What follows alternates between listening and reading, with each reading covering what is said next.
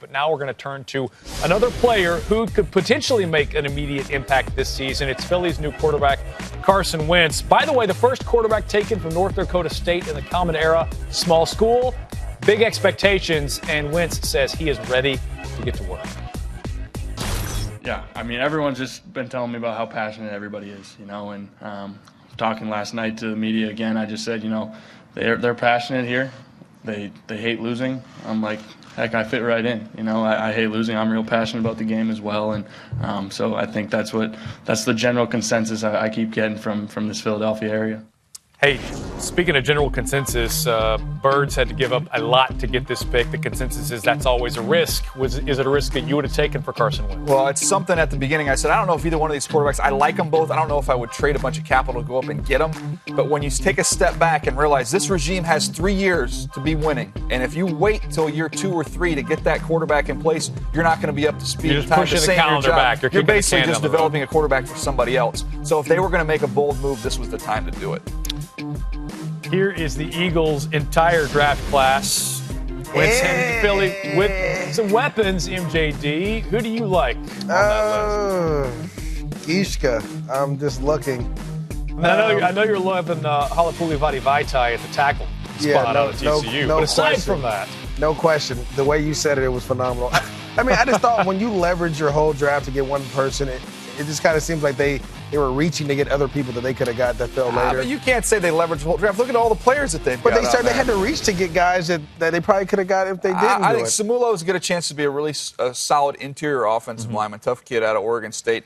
Wendell Smallwood's got a lot of production and a lot of explosiveness in the backfield. They needed a back. They've got Matthews can do kind of the pounding work. They need somebody that can hit some home runs. He gives them that. Look, this is all going to be determined whether or not the quarterback hits. And as that's going to determine the whole draft. Yeah, as we discussed before, that was kind of a move that they had to make once the Rams traded up because the Eagles might have been able to not give up as much to get to number 2, could have gone to a different spot. But once they knew what was going to happen at number 1. Well, I'll tell you what, when I gave Goff an A for going to take care of the quarterback issues with the Rams.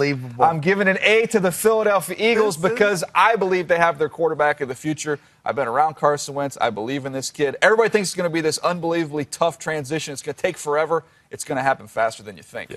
Hey, you know what? Sometimes you just put a Q in front of the B and he'll just do whatever you want. You don't have to study. You don't have to do anything. Just go up and draft a QB early. We should put you guys back in college and just put a camera with you, follow you around, and see you argue about grades all day long. We can do that. It's unbelievable. I'm disgusted. All right, let's move on. We'll talk about the Dallas Cowboys, who stay in the NFC East. How about them adding a player who is expected to make a big splash in his rookie season, Ezekiel Elliott? Look, I always wonder when people slap a can't-miss label on a guy, but MJD, is he a can't-miss running back? No question. He does it all. And I think after talking with Bucky Brooks and seeing some of the things he talked about this young man in high school, he was a receiver. He was a receiving running back at the 7-on-7 opening thing. They didn't really use him like that at Ohio State. He ran the ball well. We see him here running hard, breaking tackles. But I think when you take him to Dallas, he's going to run behind that offensive line. He's going to help that quarterback that DJ likes to talk about. He's going to keep him healthy. I think they go ahead and make a run at this thing, and they win the NFC East. And I think this is the one pick that they needed to make. You said helping the quarterback.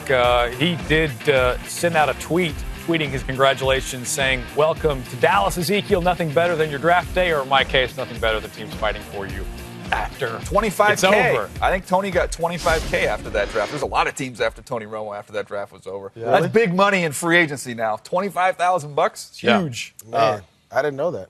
Yeah. No, he didn't get drafted, right? That's right. That's why. why. It just was blew over my head. Yeah, Tony Romo. Talk about these quarterbacks. You talk about these quarterbacks that get drafted. In the second round, Cowboys surprised some people by going with linebacker Jalen Smith. Of course, Miles Jack was still on the board. Connor Cook, too. Those are both guys that people had discussed about the Cowboys picking up. But Smith, easily a special talent, considered by some to be the most talented player in the draft before he tore his knee up in the Fiesta Bowl. Dallas obviously believes in his potential, and it was pretty cool to see the phone call that Jalen Smith got, easily one of the draft's special moments.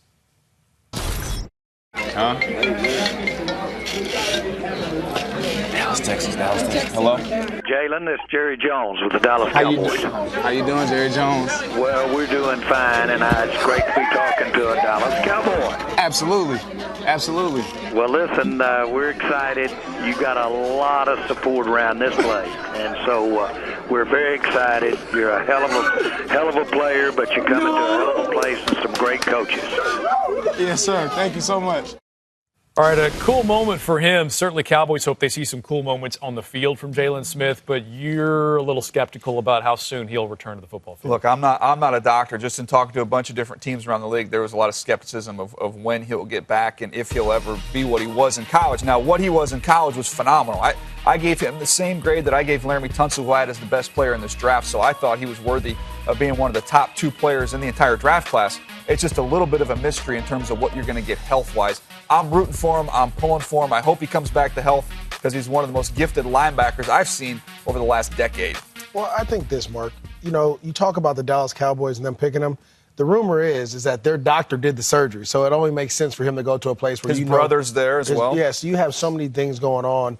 He feels comfortable. You can go rehab with the doctor. It's all under their control. You know, it's one of those things. Teams miss on second-round picks. If you're going to miss, at least you're swinging for the fences, right? I mean, I guess the thinking. The second round can be kind of that wild card round, and we saw it this year. Every round is that round. There's a lot of first-rounders you miss on, too. Let's take a look at the rest of the Cowboys draft so negative picks. Over there. No, it's negative. Fun with you guys. All right, you know the Cowboys went with Elliott 4th overall. They used 5 of their next 6 picks on defensive players. And if you're a Cowboys fan, MJD, that's where you wanted to see them plug in some holes. No question. You talk about Charles Tapper. I think that's a great pick, watching him play. Dak Prescott, you just needed a guy, and I thought he's going to come in. He'll do a great job filling in. I think he's a guy you see in that more of a Russell Wilson type of play where they'll do shotgun play action. But, you know, overall, looking at these guys, I loved it. Yeah. I loved every bit of it. Hey, I love the fact that Baylor basketball had as many players drafted as University of Texas football. There Rico you go. Gathers with the basketball player. Get your zinger in there. Yeah, I'll tell you what, on that. When I look at that class, I thought there was a couple reaches. Malik Collins to me in the 3rd round. I didn't love that from Nebraska. And you've got 3 players I don't think really going to see the field next year. Rico Gathers, your basketball player, that's a long-term project, trying to get him acclimated to football. Jaylon Smith coming off the knee, nobody really expects him to play next year. And Dak Prescott is a backup quarterback. So I don't know how much immediate impact outside of Elliott. Elliott could easily be the favorite to be Offensive Rookie of the Year. I gave him a B-. Oh, I think goodness. That's his lowest grade so far, right? That's what I put on him. Come on. You can't say that I grade easy anymore. You can't hit me with that. It's because they took a quarterback. Who besides Ezekiel Elliott's going to make an impact in that group next year? Prescott. Dak Prescott's not going to make an impact. He's only going to play 10 games this year.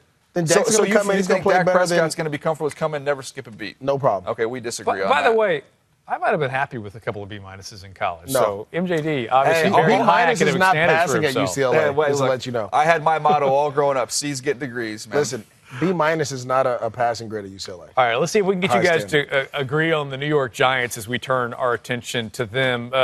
Certainly a lot of people surprised when New York went with Eli Apple, cornerback out of Ohio State at number 10. DJ, he wasn't in your first round. Other teams had him 25th. MJD, where would you have slotted him? You know what? I had him falling down a little bit. I thought he was going to go to Seattle at 26. I mean, sometimes we see things differently. I really didn't think that the Giants would go defense. So after spending all that money in free agency on defense, I thought they would go first round. They'd go offense, and they kind of fill their defense in later on throughout the draft. But to see, hey, they picked him. He has to live up to that top 10 pick now.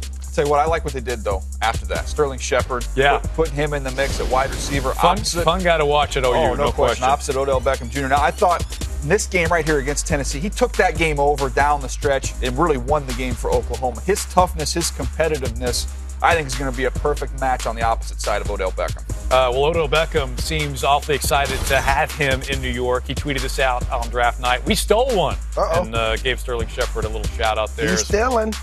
We take a look at the rest of their draft class. Pretty balanced draft for New York. DJ, when you look at some of those guys, who else stands out? I'll tell you what, Darian Thompson, a lot of production at safety at Boise State. Excellent ball awareness. You look at B.J. Goodson's a 3-down linebacker, can play sideline to sideline. Look down there at the bottom.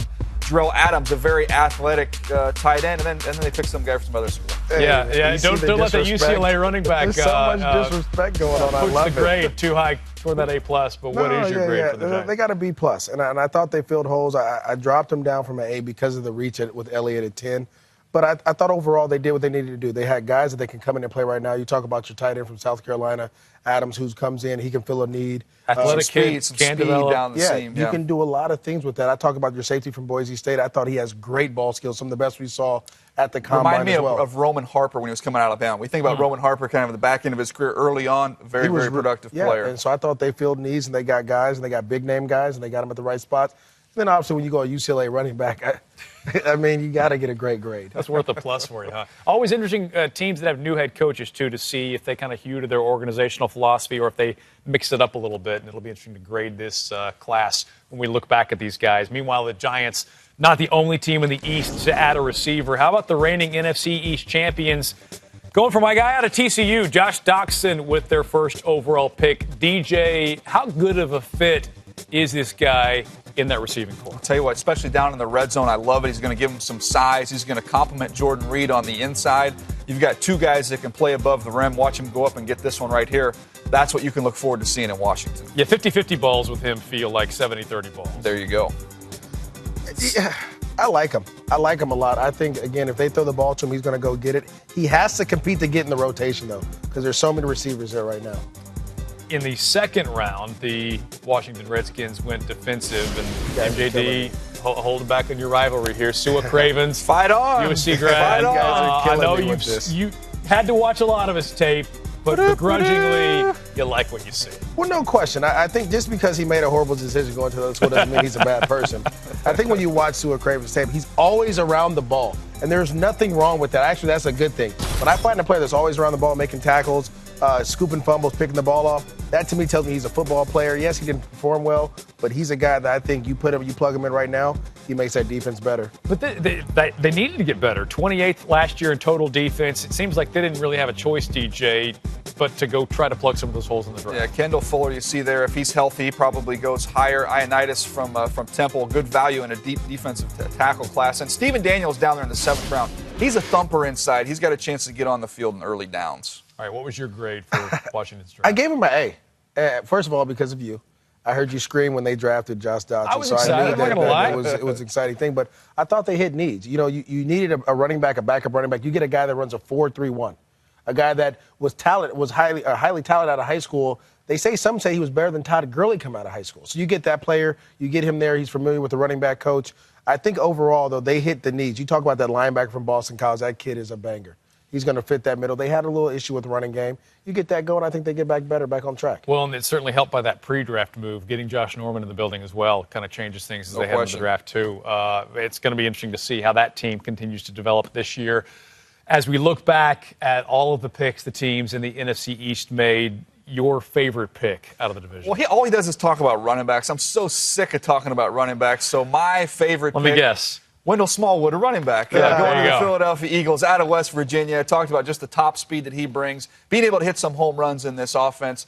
You always look for chunk plays. I think you look at a team like the Houston Texans, what they did. They've realized station-to-station football is hard to do. You need some guys that can get you those chunks, and Smallwood can do that. All right, your favorite? You know, I'm going to go defense, and I'm going to go Kendall Fuller. And I think a lot of people are nervous about his injury. Just the family name already. He's the fourth one. I've had to, grow up with guys that had multiple brothers, and the youngest one's always the best one. And to me, it seems like they got a steal here in the 3rd round. Like DJ said, if he can stay healthy, this young man is going to be a top corner. You pair him with Josh Norman, now all of a sudden your secondary is that much better. Shot Breeland there, too. Yeah. You got some guys. There's going to be some competition going on. Somebody's not going to be on the field, though. All right. Good stuff, guys. Enjoyed the debate. Thank you very much for joining us as we graded these teams in the drafts. Make sure to check out the next Draft Grades Live presented by Bud Light tomorrow at 5 o'clock Eastern when we're going to grade the NFC North and the South. For MJD and DJ, I'm Marcus Took. See you next time.